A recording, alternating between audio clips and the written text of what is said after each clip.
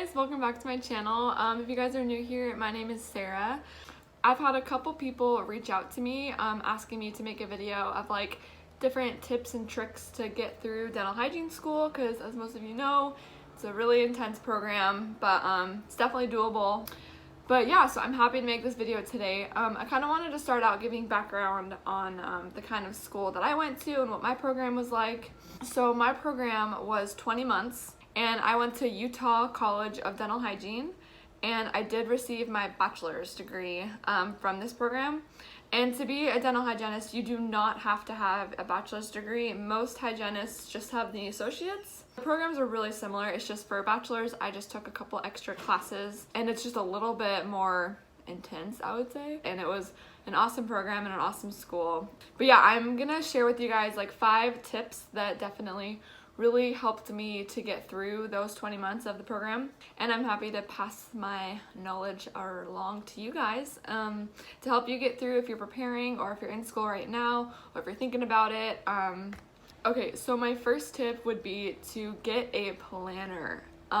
This saved me so many times because I'm the type that like I won't remember something unless it's written down. So I had a planner that I would open every day at the beginning of the day and just kind of write down what was due, what patients I had coming in, and like their phone numbers, because yeah, you'll have to deal with that a lot, patients not showing up and then having to call backups. It's just a mess. So just having all that written down and like in one place is so helpful. It really helps keep you on task, and it really helps you to not forget certain things that are due, or people you need to call, or anything like that. Either Sunday night or Monday morning, I would typically kind of like fill it out for the rest of my week, so I can just plan ahead, and it makes things so much easier. So, and then my second tip, kind of following along on that, is and this is just kind of like a personal thing, but it really helped me, is getting colored pens, like gel pens,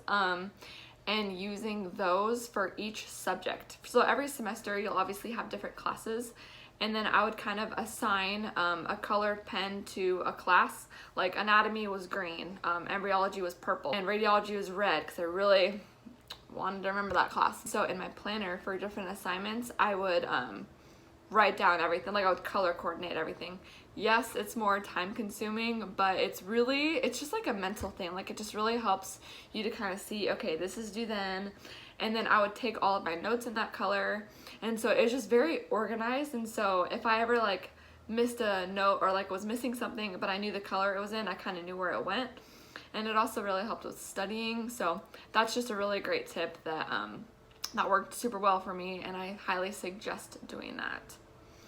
And then my third tip would be, this is kind of for radiology and pathology, just to kind of help visualize things better. When I was preparing to take the National Dental Hygiene Board exam, which if you're in hygiene school, you'll have to take that as well. I'm sorry, it sucks, but you can do it.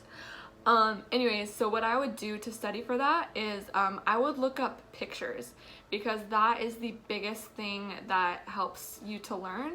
And if you think about it, like we're in people's mouths all day, and so being able to see things visually and like understand, like when we look at an x-ray, like okay, what are we seeing, that really helped me with studying, especially for radiology. Like holy cow, because that's a really challenging class, and the concepts in itself are already really challenging, but being able to see, you know, kind of and put everything together, like learning density and contrast, like seeing what that does to the image just visually, and then knowing like what certain things are like anatomically in a radiograph, super helpful. So that is a really big suggestion that I would do for preparing for the board exam, or just preparing to treat patients. Then my fourth tip is to find how you study. I know some people are big on like study groups, or like getting together at like someone's house, or staying after school in a big group and studying. For me personally, and this is totally just me, I know everyone in my class, we all study differently, but for me, it was really good to study like by myself, or like with one or maybe 2 other people.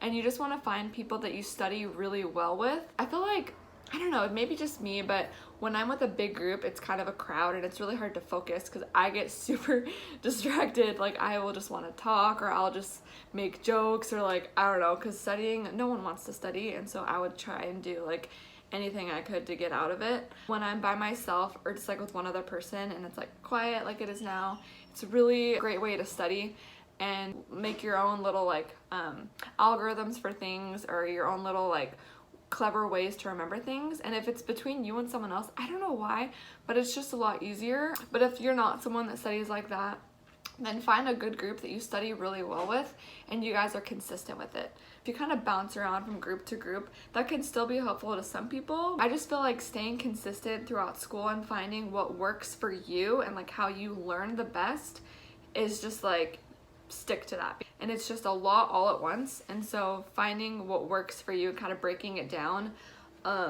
is super helpful. Just finding a good method of studying. I would handwrite all of my notes. Like everyone kind of had their laptops up during class and would just like type during class. Me, I could never do that. I always was just writing everything down, but it really helped me to remember what I'm studying. It just made it really easier. So long story short, just find what works for you with studying and stick to that. All right, and then my fifth and final tip is honestly just to not let school take over your life.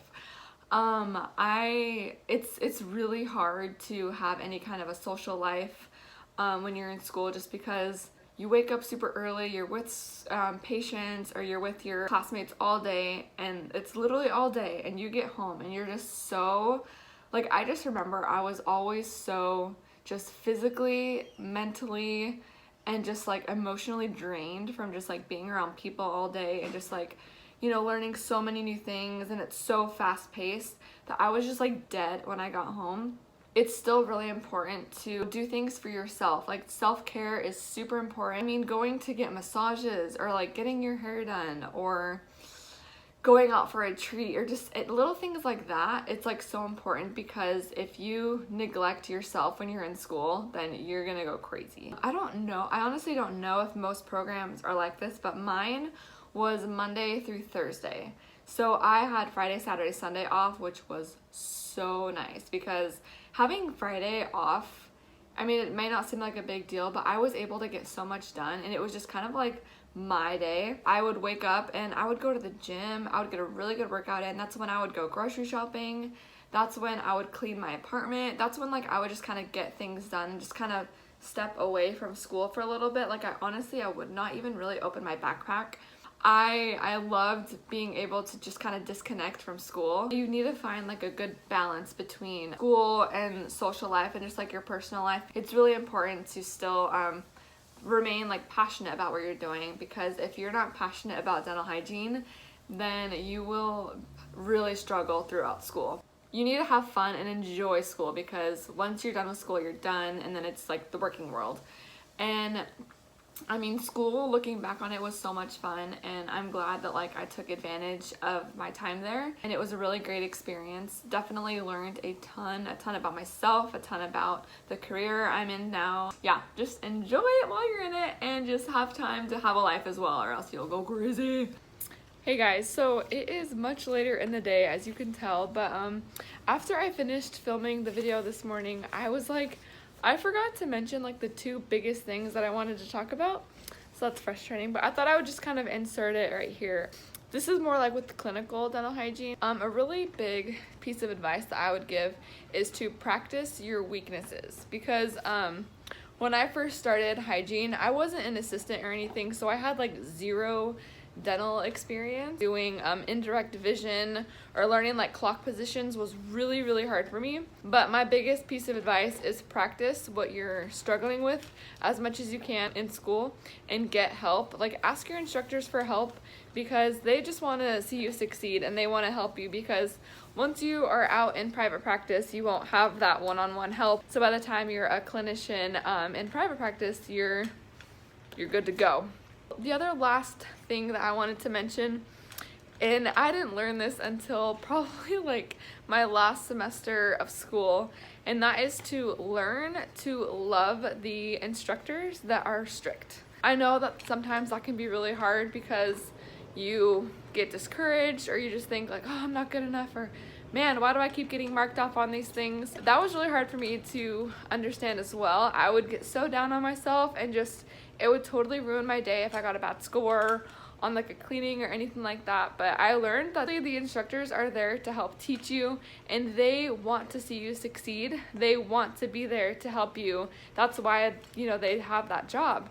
And so it's super important to take advantage of that and to take that constructive criticism and help that shape you into a better clinician, because at the end of the day, they're just trying to help you and everyone has the same goal. So yeah, definitely just take advantage of all the tools that you have while in school.